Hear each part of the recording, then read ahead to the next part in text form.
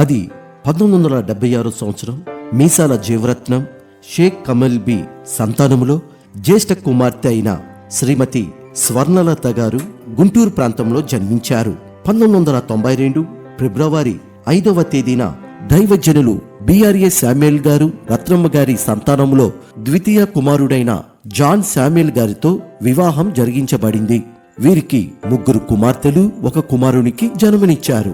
2009 November మాసములో కుమారుడు మరణించగా 2011 నవంబర్ మాసములో తన యజమాని అయిన జాన్ శామ్యూల్ గారు ప్రభునందు నిద్రించారు.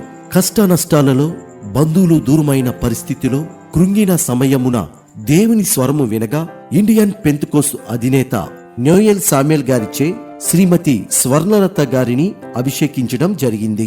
ఒక ప్రక్క సేవా జీవితం, మరొక ప్రక్క 3 కుమార్తెల యొక్క జీవన భారాన్ని మోస్తున్న సమయములో దేవుని కృపను బట్టి వారి యొక్క జీవితం ఉన్నతమైన స్థితిలో ఉంచిన ఘనత ఆ దైవ సేవకురాలు శ్రీమతి స్వర్ణలత గారికి సాధ్యమని తెలుపుతూ 50వ సంవత్సరంలోకి అడుగుపెట్టిన సందర్భంగా వారికి జన్మదిన శుభాకాంక్షలు తెలియజేస్తున్నాం.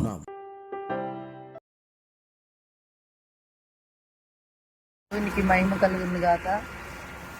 1976వ సంవత్సరం జనవరి 5వ తారీఖున పుట్టాను. మా అమ్మ వాళ్ళు పేరు పెట్టేటప్పుడు పెద్ద ప్రవక్త అవ్వాలి అని చెప్పి మిరియాం అనే పేరు పెట్టాడు పాస్టర్ గారు. మిరియాం అట్లాగా చదువుకుంటా ఉన్నప్పుడే దైవ దర్శనం కలిగి చాలా అక్కడక్కడ మీటింగ్స్లో పాడుతున్నట్టు వాక్యాలు చెప్తున్నట్టుగా దర్శనాలు వచ్చాయి. అట్లా 10th చదువుకునేటప్పుడు ఒక పాస్టర్ గారు అబ్బాయితో మ్యాచ్ ఫస్ట్ రావటం వాళ్ళే పాస్టర్ గారు అవ్వాలి, మా అబ్బాయి బైబిల్ ట్రైనింగ్కి వెళ్ళాడు అన్నప్పుడు మా నాన్నగారు ఇష్టపడి ఇండియా పెంతెకోస్తు శామ్యూల్ పాస్టర్ గారి 2వ కుమారుడికి వివాహం చేయటం జరిగింది. అక్కడి నుంచి ప్రణాళిక మారింది, కానీ మా మరిది గారి సేవ చేయటం, ఆ తర్వాత బావగారి సేవ చేయటం జరిగింది. మా వారు చనిపోయారు. నేనైతే సేవకురాలు అవుతాను, సేవ చేస్తాను అనే నమ్మకాలు లేవు.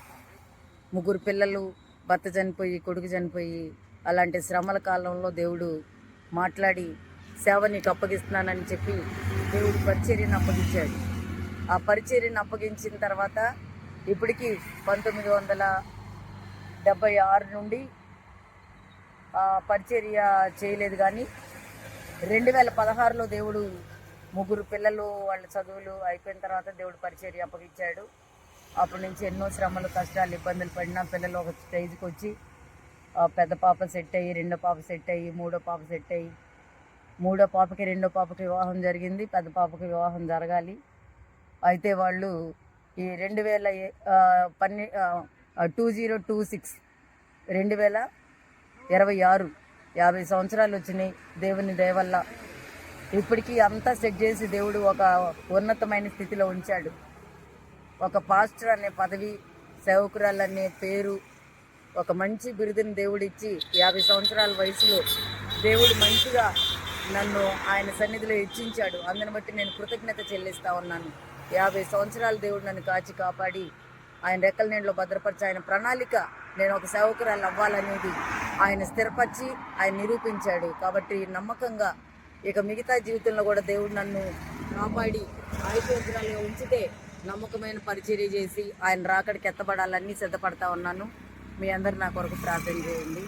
అందరికీ వందనాలు.